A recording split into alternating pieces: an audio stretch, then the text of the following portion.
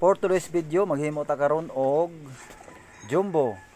Ito yung tinatawag na jumbo. Ito ay panghuhuli ng nukos na pusit o nukos na itim. Ayan, yung ginawa natin, stainless yan, na pure na stainless yan. Ayan, number 20 yung stainless na ginamit natin. Magputol tayo ng 18 pieces na may haba na 3.5 inches. Ayan, nakaputol na tayo ng 18 pieces. Pagkatapos hahasain natin yan. Gamitan natin ng limbas para hasain natin yung pinakadulo niya. Kailangan talaga matalas yan. Ayan, tapos na natin paghasa ang 18 pieces na gawin nating jumbo. Ayan, pagkatapos pukpukin natin yung kabilang dulo, laparin natin. Ayan, pag huma natin lalaparin yung pinakadulo niya, magagawa naman tayo ng pinakagitna niya. Yung diyan natin ilalagay yung panali natin na nylon. Yan yung sa gitna. Ayan, isukat natin para tamang tama lang talaga yung taas niya, haba niya. Ayan, tapos na natin pag putol yung pinakagitna niya. Diyan ilalagay yung panali natin. Ayan, ang haba niyan mga 3.5 inches din ang haba niya.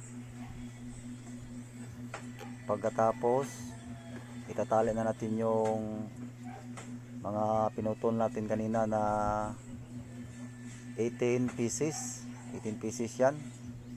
Tapos tatalian natin sa wire. May magnetic wire yan sa ilalim. Ayan, pwede na pantali yan, hindi na yan malulusaw sa tingga pag ilalagay natin yung tingga. Tapos mayroon tayong hulmahan dyan na kawayan na tama-tama lang ang laki. Tapos ayan, may nilagay tayo na metallic foil yan para hindi masunog paglagay natin ng tingga. Ayan, balutin natin yan dyan. Pag nabalot na yan, ipapasok natin dyan sa kawayan na yan ang pinakahulmahan natin.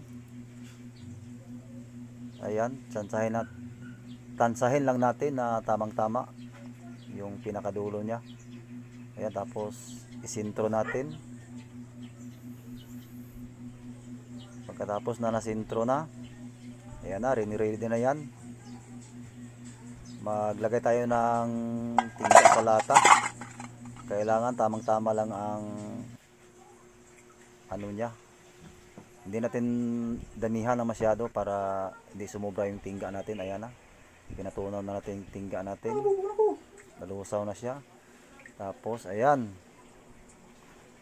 tingnan nyo na lang kung paano ito gagawin, kung paano ito diskartehin. Ito yung tinatawag na jumbo, panghuhuli ng nukos na pusit. Ayan, ilagay na natin yung tingga. Ayan, palagyan muna natin. Katapos niya na lumamig niya siya, iyakin natin yung kawayan. Ayan, kasi hindi naman magagamit yan. Ayan, medyo maganda na pagka yan, pagkalagay ng tingga. Ayan, pagkatapos ay mag-igot na tayo. Ayan, atin kukurtihin na natin at unang babawasan na natin. Ayan,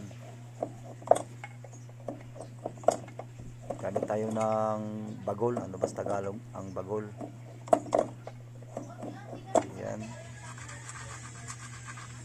yan ang diskarte yung mga loy. Pagkatapos natin na kurtihan at ilihan natin ng konti para medyo malinis siya. Ayan, gamitan natin ng finishing na liha. Ayan, tapos na pagliha. ato na po na siyang bawgon gamit ang alamri na may butas sa padyong yan. Sa padyong na alamri yan ginamit natin sa payong. Ayan, lapit na natin matapos. Ganyan lang mga lodi, ganyan lang ang pagbawog sa atong jumbo. Yan, malapit na ako yan, tapos na mga lodi.